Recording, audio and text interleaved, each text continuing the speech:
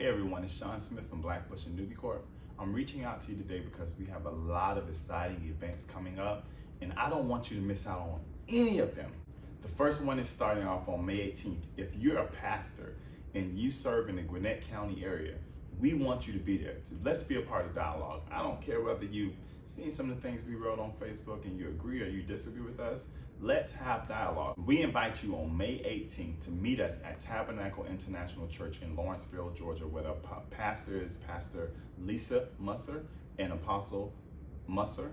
And they're going to be hosting us from 9 a.m. to 12 p.m. So we invite you there for a collective dialogue on social injustice, how we can impact our community, and how we can serve in our community while still being spiritual leaders. So please come out and join us. And it doesn't stop there. If you're a youth between the age of 13 to 18 and you want to learn how you can continue to make an impact in your community, join us virtually on May 22nd. You can join via our Facebook, via Zoom, where we'll be hosting the event, where we'll have different panelists like DA Patsy Austin Gaston from Gwinnett County. We have Colonel Hunton, who's from the Paulding County Sheriff's Department. We have the Honorable Judge Angela Brown from Cobb County Superior Court, and many more panelists, including a surprise panelist. So you don't want to miss out, and that'll be a dialogue that you'll have, that you'll be able to hear them speak, and not only hear them speak, but you'll be able to speak to them and ask them questions about how they got to where they are. So join us if you're a youth to continue the conversation in our Youth in Action seminar. That'll be hosted on May 22nd from the hours of 6 p.m. to 8 p.m. So join us there. But if you're a business owner and you want to network and you want to meet other business owners like yourself, join us on May 23rd, where we'll be hosting our wine sip and taste, as well as our painting with a twist right afterwards. But it'll be a networking event. We have people flying in from out of the state to talk to businesses about how to grow your business, how to do marketing for your business. We have a whole different array of different events going on, so you want to join us there. And if you need more information on any of these things, you can go to our website right here at www.blackpush.org or www.newbiecorp.org. You guys join us. We have so much going on. Don't be a part of the conversation from the outside, but be a part of the conversation from the inside. We look forward to seeing you there. Well, hey, welcome back to another podcast episode. I'm Leslie. This is Ariel. Hello. And today we're going to be discussing the case of Lindell Lee, which happened in Arkansas. If Ariel would like to introduce us to it. Everyone, if you don't already know about this case, it's may not, since we're in Georgia, it may not be as widely known as we think. But there was an individual named Lindell Lee. In the 90s, he was accused and convicted of a rape and brutal murder of a woman named Ms. Reese, and he maintained his innocence. Well, he said he was innocent from the day that he was arrested, and his dying words, he said his dying words will and always be, I am an innocent man. And we're here to talk about the facts of his case and basically how he stood by his plea of being innocent and that he did not commit this crime. And we're talking about how he was executed in 2017, but 4 years later, they found out that this man was indeed just as innocent as he said. All of the facts in the case, in his case, they weren't as sturdy as it should have been in a criminal investigation. And at the end, he ended up paying for that with his life on evidence that just was not as compelling as it should have been. And a lot of it had to do with a bias within the jury, bias within the system. And if we know now that if we had the technology that we did back then, that he would have been found innocent a lot sooner. But there were not resources in place to help his case. There were not people who were qualified and adequate enough to actually help him with what he was going through. All of his lawyers weren't great advocators. weren't great advocates at all. They did not stand up for him. They did not know his cases like they should have. No one was consistent, and he was never given the fair chance that he really should have, being an innocent man. Linda Lee is just one of many people who have been executed in the state of Arkansas.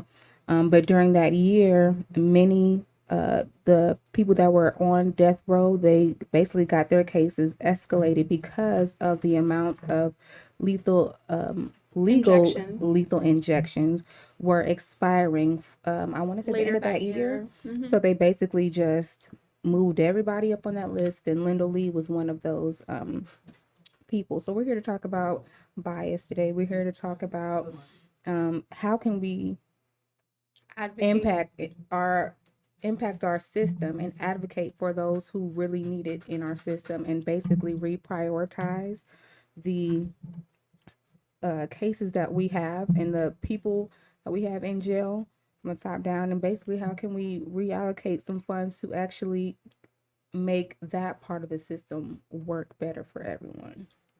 So this ties in greatly with our Fair Justice Act that we are hoping to propose within a year to the government and hopefully get it passed. So it ties in greatly because we want more funding put into helping offenders that are currently in jail and when they come out of jail. But the biggest thing that struck me in the Lindell Lee case is that there was so much implicit bias. This man was put on trial, and the first trial got thrown out because there just wasn't enough evidence. And the second time they went to trial was a week after the O.J. Simpson case, where another black man had gotten off on killing allegedly killing a white woman. So it just kind of seems like they didn't want another OJ in this situation, but there wasn't enough fingerprint evidence. There wasn't obviously DNA evidence. There was nothing that tied him to the scene of the crime, except multiple eyewitness accounts that were very inconsistent. All of them reported seeing him in white shirt, jeans, sneakers. When they arrested him, he was still in that white shirt, jeans, and sneakers, not a drop of blood on him. And the way that the woman, Deborah, was brutally murdered is not consistent with that. There should have been blood splatter on the clothing. There should have been blood under the fingernails. There was so much inconsistency in how they proceeded with gathering evidence for that case that it shouldn't have even gone to trial at that point. So we're hoping with our Fair Justice Act proposal to kind of take away that bias in everybody involved in the justice system with extensive bias training. And we're hoping to get that funding for ex-offenders so that they can afford actual, what is going on with this man? So they can afford actual lawyers who will fight for them on their behalf. And one of the things that struck me again in the Lindell Lee case is that his lawyers were consistently being disbarred, consistently found to be drunks, showing up to work drunk and all of that. And they just weren't advocating on his behalf for DNA testing, which they should have been. And when it came time for his new team, a nonprofit, to come in and work for him, he was already on death row. Within a month of them getting him, and when they asked, can we get some DNA testing, the judges and everybody in the court system and the governor said no. He had all this time to ask for DNA testing and he didn't. But it's not his job to ask for it. It's his lawyer's job. So that's something that we're hoping to change. And thankfully, he had family fighting for him. Mm-hmm. Even after his death. That is what got us here today, to even get the fact that he was proven innocent. They finally, with the DNA evidence that they found, it ended up, they knew it didn't match him. None of the DNA evidence off the murder weapon, fingerprints underneath the victim's nails, they tested him. None of that connected it to him.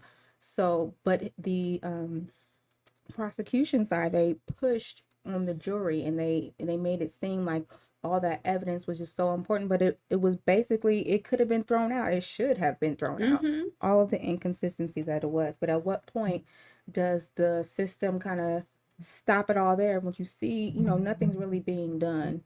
Mm-hmm. The lawyers aren't prepared. If your lawyers aren't prepared, how are you going to present a case? Yeah.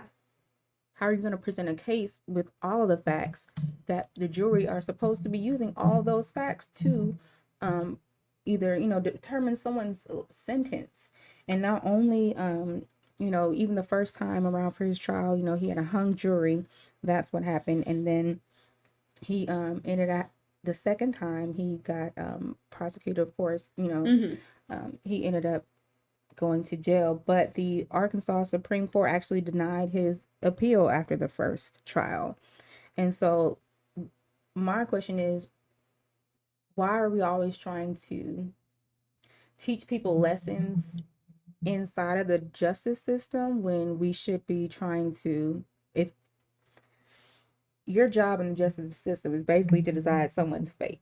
So I think that every single person involved should take their job as seriously Mm-hmm. as they can. That means having reviews of, number one, your status as a lawyer. If you Mm-hmm. clearly, if you're coming to court consistently drunk, or if you, as a judge, if you have seen on this person's folder or their jacket or whatever, this lawyer can't handle it. This lawyer can handle it. At one point, do we say, hey, this person is just not getting accurate representation. Let's, before we execute this person, let's make sure we get it right. At what point do we cover our bases over and over again before we end someone's life? If you're gonna kill someone in the United States of America with our, with the what do you call when you kill somebody? Murder? No, in the system. Or Lethal injection. Lethal injection. You should basically have all your facts right. You should have 100% of your facts on the table before you make that decision. Because there were 167 people in 44 years that were innocent in Arkansas that were put on death row, and 20% of those people got off because of DNA test evidence retested and got their case. But just imagine if we recovered our bases, if we went back in, once we get technology updated, we go back into the system and we review these cases that were based off of this certain type of evidence. Yeah, so personally, I think that I'm not for lethal injection or death row at all. I don't think that's something we should be doing. But something I do think that if we're going to keep it around, a compromise for now, is that whenever someone goes up for death row, we retry their case. We make sure that all the evidence that pointed to them is actually pointing to them versus just substantial because of some key eyewitness testimonies that put them there when it just wasn't true. And I wish, and I was talking to you about this earlier, I wish we had a board just for, those types of cases. Yeah. Where in Linda Lee's case, the Innocence Project and American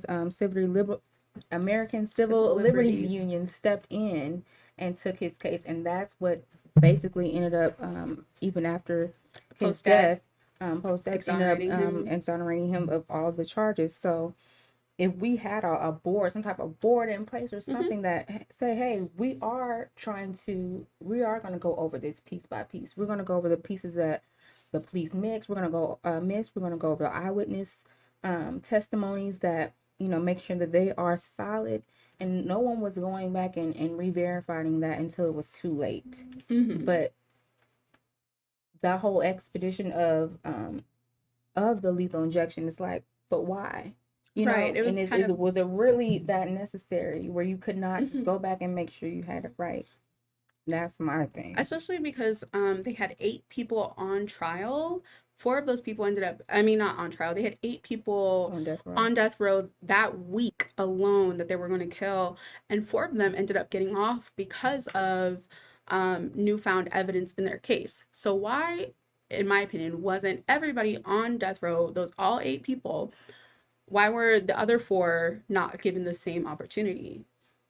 because it's not a unknown fact that we have better forensic evidence testing stuff technology Applications. than we had in the 90s when this man was sent to jail. So Yeah. And I just wish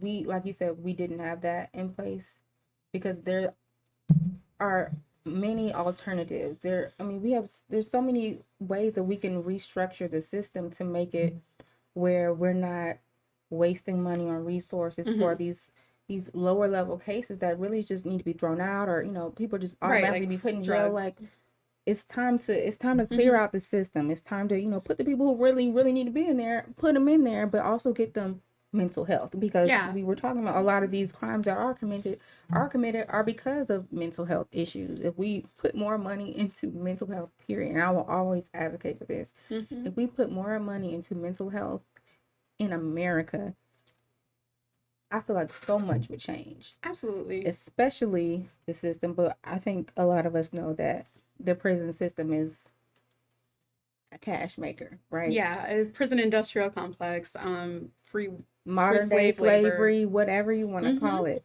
And it's working against us for a reason. But we really need to say, Yes. hey, it's a problem is in America. We have a huge problem. Yep. And the only way we're going to fix that is to, number one, I always say that, look inside yourself, see what's wrong with yourself, and say, hey, realize that you have an issue, you have biases, you're not perfect, but you are in certain career choices where you are impacting people's lives. Right. So at what point are you going to take a look at yourself and say, hey, I'm affecting this? You can affect something in a good way or a bad way, right? You're right. So in order to better us as a people, everybody preaches all day, we want to do better, we want better, we want this, but at what cost? And are we willing to put in the work to get there? And the truth of the matter is, not everybody is, because it's very grueling work. It's dirty work. Nobody wants to do it. It's long hours. It's heavy mentally, emotionally. But there's only a few people in place who are really have the heart for it. And thank goodness for organizations like the Innocence Project, the American Civil Liberties Union, other nonprofits that are dedicated to helping not just our people as people of color, but just innocent people. You know what I'm saying? And just reprioritizing just cases in the system, reallocating money to that mental health aspect. I feel like just so much would change. People will actually get the help that they need consistently, therapy, all of that. And that's that true rehabilitation back into society. But people want, once we do something wrong, why do we want to punish people forever? Some people do, if you commit a murder and you really did commit a murder, you should be in jail. Right. But you should also have some help while you're in jail. You don't know, certain factors set people off all the time. And a lot of it, like I said, has to do with mental health. But we're not tackling that problem, and we get surprised at the results. And the results are really ugly to look at. Yeah. In my opinion. I think it's a lot of chit chat, a lot of dead talking, like where people are saying, oh, this needs to change, but nobody's coming with solutions. And then when you do offer a solution, they're kind of like knocking it down because, oh, it's too expensive, nobody will do it, blah, blah, blah, blah. But at the end of the day, it's kind of like you're asking for us to give solutions. And when we offer them, you're knocking them down and not offering your own solutions or trying to come together and figure out how everybody can win in the system. And it puts us at a standstill. So I will say to anybody who is listening, one of the most important things we can do is share our resources. A lot of people don't know about the resources in place to help us. If there's a group like the Innocence Project, it's not just the Innocence Project out there. There's many other nonprofits like the Innocence Project. But if we work together, we got to come together to get some stuff done. Okay. So if you have any resources that are available as far as helping other people, leave them in comments on our Facebook page, visit our Facebook page, all of that, or our website, and just collaborate with us. Reach out to us and say, hey, how can we help? If you're really interested in making a change in the community, it starts with us, and that's how we grow bigger. But it's really sad with this Linda Lee case. I'm glad that somebody It's pushed. his sister, yeah. Yeah, his sister Advocating. pushed and finally got to prove his innocence. But it took too long. It took over 20. It took, I think, 24 years Mm-hmm. for him to of him maintaining his innocence, and it still wasn't enough. And it Yeah. has to be enough at some point, or you know, for what, at what cost. So I think that we still have a lot of work to do in that area. Mm-hmm. And if you have any ideas on how we can even grow together as far as in the community or nationwide, how can we make sure that cases like Linda Lee don't come across us again? Because just you robbed a man of 24 years of his life And then took that it. he couldn't get back. You know, you don't know what greatness you stunted, and Linda Lee's not the only person. Not even in just Arkansas. It's many Linda Lees out there. People are robbed of opportunities, robbed of careers, that of dreams and hopes and families, just taken away and forced to make a choice that does not benefit them, and they literally have to pay with their lives at the end of it. And so we have to put more pressure on ourselves to say, hey, since we are the judge and jury for right now, as far as we're having this, lethal injection still on the table, if we are making sure that we are doing everything in our power to make sure it is right and unbiased and have a level playing field across the board, but us not having the right people in place, it's not okay. And it's not acceptable, especially when it comes to ending someone's life. So that's what I have on that. That's that on that. We did want to talk more. So if you're still interested, like I said, please visit our Facebook page if you have any interesting comments on that subject. Today we're also going to be revisiting some other topics. So we're gonna bring Right. it back. If you don't know already, Black Push Does is Sean want to say something? oh, I don't think so. She's just watching us. So if you don't already know, Black Push is a religious based faith-based nonprofit.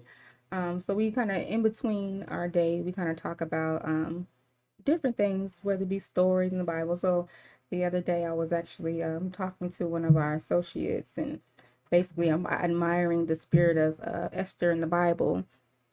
And she was the one with the, basically, you know the story, Esther, her people was going through it, and basically she was chosen by the king to come to his soiree. That's what I always call it. Sorry. And basically he was trying to choose a wife. Mm-hmm.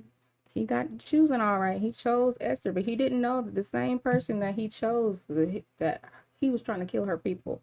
Mm-hmm. And so God used her to advocate for her people. But in order to advocate for somebody, you got to know your people, right? Mm-hmm. You have to have a peace of mind. You have to know what you're going to say and know when to say it, and not know when to just pop off and just asking stuff all rip, right? So what Esther had to do was she had to sit on it. She had to sleep on it. She had to pray on it, right? Mm-hmm. Ask the Lord how to come to her husband, her new husband, tell her, listen, but to smite all my people.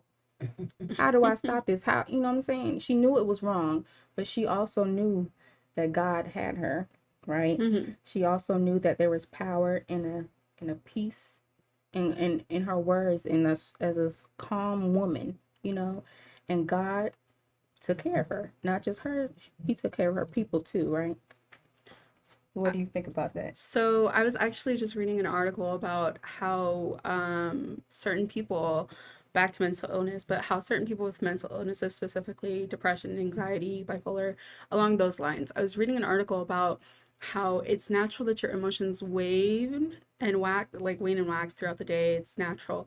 But when you encounter something that incites a lot of emotion in you, wait for the second cycle of emotions to come through. So like if I'm angry, I need to wait for the happiness to come or the calm to come so that I can think clearly about making my decision. And it just, the story of Esther just reminds me so much of how important it is that when you're faced with a big challenge, to let yourself think about it emotionally and then come to a clear understanding in your mind. Like, yes, I'm scared to ask this of him because it's not normal for wives to ask their husbands of things. And you know, he's a king, he's ready to kill my people. But she also understood that just taking a breath and letting God handle it and handle her so that she might ask him and receive what she's asking for. That's just what it reminds me of, is like you have to wait for that calmness, that clarity, that understanding to kind of hit you so that you make the right decision. You're right. And what comes with that is if your spiritual conversation with God, number one, and number two, just wisdom. Always, personally, I always pray for wisdom, just how to say what to say and when to say it, right? And so that's very important. Sometimes you might ask somebody something and it'll be the wrong day and you will not get it. You know, you used to ask your mama for something when she was in a good mood, just so you know she would say yes. No, my mom's the type that if I ask her enough times, I'll get it. Well, listen, that's not how it works over here. You got to wait till mom or dad was in a good mood before you ask to go over your friend's house, to go over whoever's house. If you're really smart, you'll pit them against each other. Right, but some people weren't that, right? But it's just knowing when to say something and when to not. Yeah. And so what I love about the story of Esther is that she was also scared, right? Because her life was on the line too. Right. And so I love the story of Esther because number one, she advocated for her people. And it's important to have somebody who will speak up for you. And it's okay that she was still scared. And that's what I love, because there's bravery in that fear that she had, but she had God on her side, right? And so that peace that comes with that, you got the wisdom that he just gave you, you got the bravery, and you know, you're talking to God, and that's going to give you that peace that you need to say what you need to say and say, hey, save my life and my people's life, and become not just an exuder of, she had exuded this beauty and this aura about her that he just was leaving everybody alone. He had a whole gaggle. A whole gaggle to choose from. He chose, oh girl. And so that says a lot about her spirit and how you don't have to be the loudest in the room to make something shake. Right. Do you hear me? You just got to know that you got to have that power of God that is just supporting you, because let her have tried to do that without God. It wouldn't have. It would not have worked out that way, right? And so I love that she definitely set up her husband, because she made him a whole meal. She made him a whole meal. That's how you get it. She made him the surf and turf. Had the dinner and the dessert. That's how you get it. Little appetite. She had it all. That's how I butter up my parents. When I want something, I'll be like, Mom, I made you this. or my fiance, like, I'll be like, hey, so I made some chicken cordon bleu today. Do you want some? I don't particularly like ham, but I know you do. Here you go. An hour later, ask for some money to go shopping. Right. Like, oh, you know. But she knew. She played her cards right. After you talk to God, God will line things up right for you, and in a way that you can't imagine, in a way that you can't even do it yourself. And so she played her cards right. She did it in a order where only she could do it. If somebody else had tried to do it, it wouldn't have been the same. And so I love her story. I love the spirit of her. And in moments when I feel myself getting emotional, or if I really feel like I deserve something, I need to say something about it, I pull back and I kind of get in tune with that spirit of Esther. how can I just sit and listen before I pop off, or Mm-hmm. how can I sit Well, and yeah, listen because before I try to say something and really important, because what she mm-hmm. had to say, she was so nervous. But hey, this is a problem. You're about to send out this notice Army, to yeah. kill my people. This is very serious to me. But before she got there, she had to strategically Mm-hmm. set that up. Well, even still, like sometimes, Esther also reminds me that sometimes you can be in your own way some of the time, like with your fear of doing things. You can be in your own way and kind of like you were saying, sometimes you get angry because you think you deserve something. Sometimes you'll get in your own way trying to like jump ahead and say things like, "Oh, I deserve this, I deserve that." You'll get in your own way. Maybe you think you deserve it, but you're not in the spirit of deserving. Yeah. And that's another self-evaluation thing. Hmm. Why do you think that you do deserve it? You Yeah. know? And so I think it's really important to know you, to know self, right? Um I don't want to say like I know chess like that, like I'm an expert chess player, but I always tell people, you should play chess because you have to know your players. You have to know how to move. You have Hmm. to know who can do what. Not everybody can do everything. Right. Esther, it wasn't just her trying to, wasn't just her put in place to save her people. God had her uncle in Hmm. there, putting her, manipulating and maneuvering and putting her in places where Esther did not come from money like that. She came from just around the neighborhood, Right. and she got up into high places. That ain't God. If that ain't God, I don't know what it is. Because she shouldn't not have been at that soiree. She shouldn't have been there. But she had an uncle. God put her uncle in place to get her to where she needed to be. Imagine if, you know what I'm saying? Just imagine if certain people weren't in the position that they were. Right. Certain, people who are seemingly unimportant, Hmm. but are actually extremely important. If you go back and you look at certain things that happen, it's always somebody that you just don't even think that they Yeah. are History is written by men, so. right.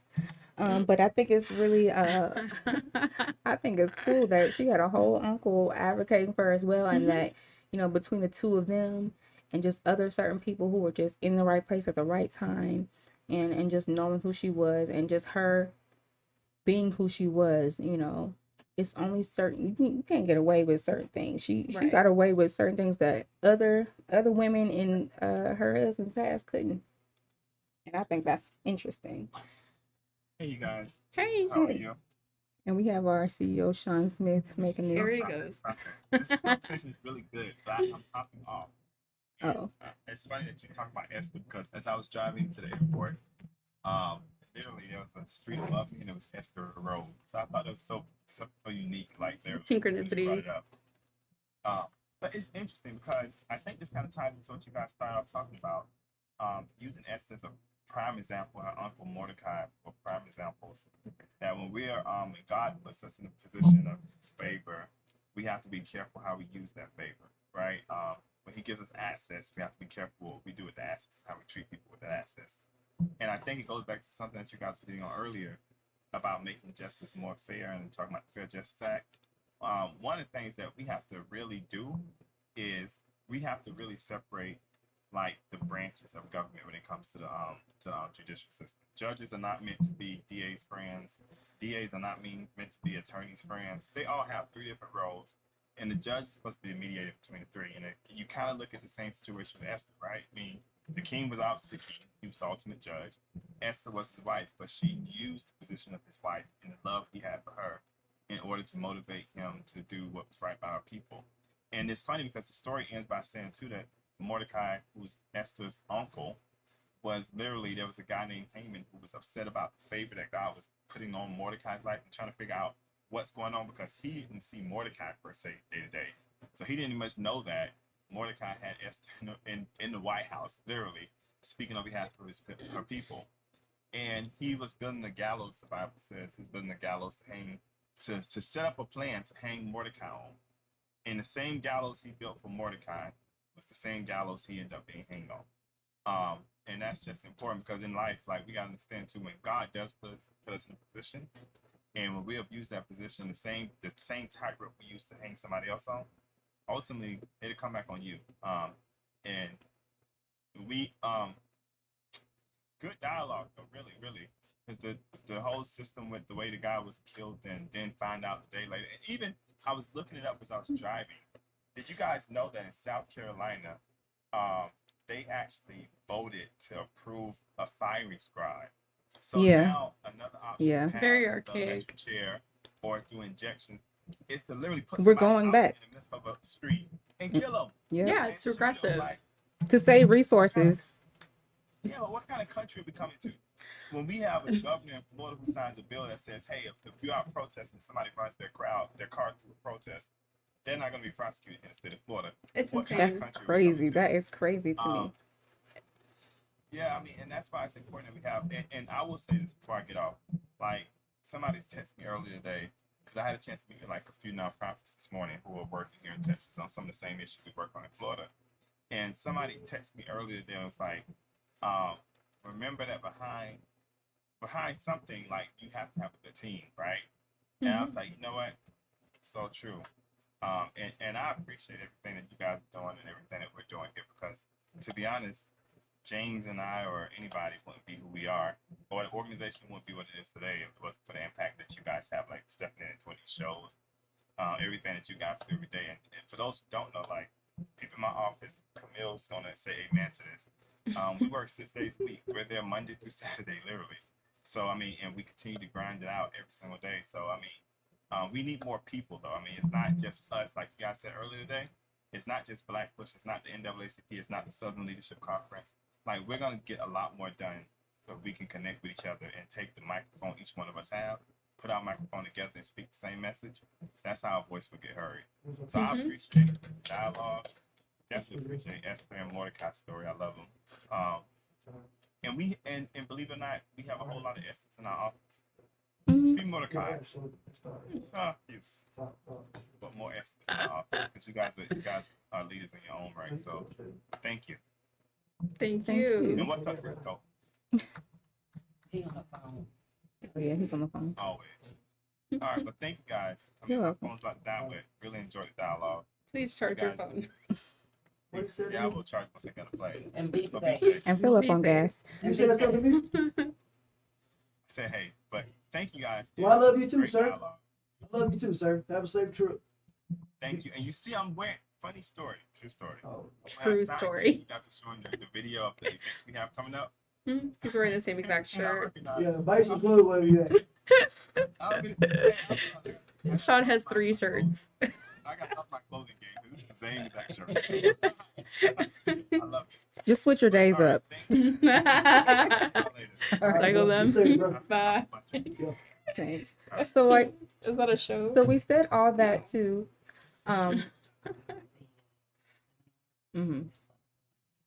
So we said all that. I did mention the story of Esther, and it wasn't just random. But my point is, before we go into what we have coming up as far as our events in May, basically, I do encourage everyone, if you are in a position of power, even slightly, or privilege, I will say, I will reduce it to just privilege, advocate for someone who does not have that same advantage as you. Esther, she thought she wasn't that important, but God used her. You may think, if you're listening, you may think that you're not that important, or you may not be in a certain position to do anything, but you can speak up for someone else. You can advocate for someone else, especially, and I say this a lot as a Black woman, it is very important for us to advocate for other Black women, because at the end of the day, sometimes the only thing we have is us, supporting us. And I'll do that all day, every day. And so I think it's important to support where we can. Right. And if it's not about you, don't try to make it about you. Right. Help somebody else. Don't. You have the resources, help somebody else. Help them, but don't speak over them. That's really important. It's important you advocate, so you're talking for them, but do not speak over them. If they decide that you're not getting their message across right, perhaps, like, maybe they're right. Their message, their problem is not for you to dictate how they should be responding to it. That's not ever how that should go. Yeah. And so thank you, Leslie, for this is our first time Being together. it's Oh my just me and gosh. Leslie. Hang on. Yes. So it was very exciting speaking with you today, and I know that even in the future, our team up is going to be even more, epic or whatnot. Yeah. But I just appreciate your input because you all don't know Leslie like I do, but Leslie has a wealth of information. And I love talking to Leslie because she always gives a extremely informed point of view. She knows her stuff, and she's very readily available with it, and that's what I love about working with you, Leslie. Well, a few of the things I like working with you. But yeah, my most important message I want to get across today is to help somebody else, and it's really important to help somebody else, especially if you're in our system, and if you are in other organizations that are trying to change things in the system, partner with us. Reach out to me, reach out to Black Push, reach out to Leslie. Yeah, We're always all happy. ears, and we're always happy to and we're Partner. trying to partner with other organizations and other companies and other people, just in general, to help get our messages across, help our people, and this all the injustices that we face here in America. And just don't be scared. Okay, there's nothing else to be afraid of. We have endured so much in the past just 2 years. We can do better, and and we see our society kind of reverting back to old ways, but we can be better. And that's why I always encourage people just to be better. We have the capacity for it, but why are we not trying? So I want us it's a to hard be issue. it is. I want us to be better for ourselves and for each other. So today is May 15th. Yeah, it's In- the 15th. Did I say 14th? No, you said 15th. Oh, yeah. Today's May 15th. In 3 days, we have a meeting at Tabernacle International Church in Lawrenceville with Gwinnett County. Yeah, so if you're in Gwinnett County, or if you're a pastor or leader in Gwinnett County, please you're welcome to come to our come to the table meeting that we'll be having at Tabernacle International Church in Lawrenceville, like Leslie said, in Gwinnett County. And we're basically this will be our second meeting, and we're trying to figure out the next steps as far as how we can work together as a community to get some changes done in our whether it be connected to voter suppression, anything that Black Push is working Passionate on about. and passionate about. We're trying to get other leaders on board because it doesn't just affect us, it affects It people doesn't. in your community and your churches too. It doesn't affect. It's not just like it's not just us as Black people. It's Latino people, Asian people, white people. Everybody is affected every day by prejudice, systemic racism. We're affected every day by just unfair policies that we have the right to change as American citizens. And the policies are right under our noses. They're being passed, but we have the ability to reach out to our representatives, reach out to our senators, and let them hear our voices. And I know it might take a lot of work. You have to go to a couple town hall meetings or whatever after work, but you have to put the work in, and we have to be willing to put the work in. So we'll be having a meeting to discuss that on May 18th at Tabernacle International Church. On May 22nd, we have a Shifting the Focus youth seminar. Would you like to tell us more about that? Yeah, so Shifting the Focus Youth Seminar is all about introducing youths from it's so awkward to say, is like youths, kids from ages 13 to 18, and informing them about the options that they have career-wise. I know 13 seems a little young to be like looking at your career, but when I was 13, I was entering high school. So it's actually not that young. It's an Surprisingly. impactful age. That's It's when you're very starting to impactful. learn It's like, what you wanna do. when you're starting to understand moral obligations and stuff like that, right from wrong. That's when it really like impacts you. So we're talking about shifting the focus from being like viral to wanting to do things that make impactful change in your community. So we'll be having a DA, a Judge, and judge, a chairwoman, I want to say Colonel. colonel, a vice chair. colonel, a vice chairwoman, an executive director of, is that a nonprofit? Sandra Williams. No, it's not. No. Okay. Well, a executive director of a business. We'll be having a lot of people come and speak with youths. It will be completely virtual via Zoom and live on Facebook, and then at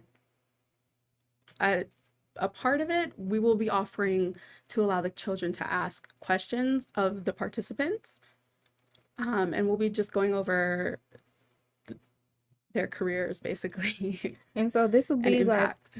a great opportunity. It's from, what is it, 5 to 7 It's from 5 to p.m. 7. Like she said, it was virtually. So it's I'm excited to see who's going to show up as far as like the youth, because this is a great, you don't really get the opportunity to get like an inside scoop on Yeah. how did I get to, not everybody started out, in law enforcement. Some people have probably had a whole different career path as far as where they wanted to go in their own lives, but they ended up in Right. the system and Believe it, probably yeah. wanted to, make a difference and make a change. And that's how it kind of came about. So, that would be a great opportunity to get the shortcuts, get the tea on the shortcut. Believe it or not, like a lot of people will do something and then just completely pivot into a different career. Like before I started studying sociology, which is the study of society.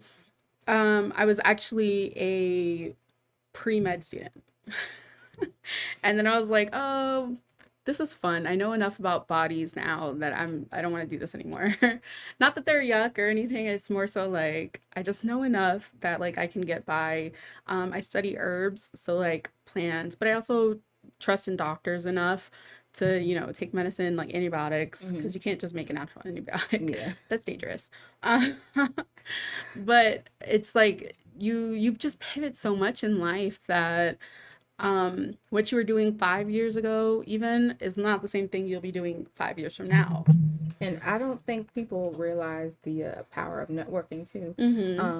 And it's a great chance for you to see the people who are in their own communities face to face, not necessarily face to face, but as face to face as we can be, but to see times. them in real time, to say, hey, they're taking the time out to speak to them. So if you are a church leader, if you know anybody as far as over a youth group, a camp, a Girls and Boys Club, a club, whatever, reach out to us and check out our Facebook page and our events page, and you'll see the events that we have going on there.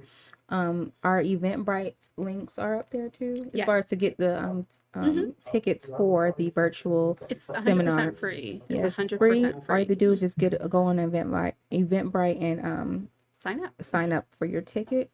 And then on May 23rd, on that Sunday, we have a wine tasting with a twist. It's actually a networking fundraiser, and it'll be an opportunity for small businesses, or if you're just trying to grow your business, period, to come in.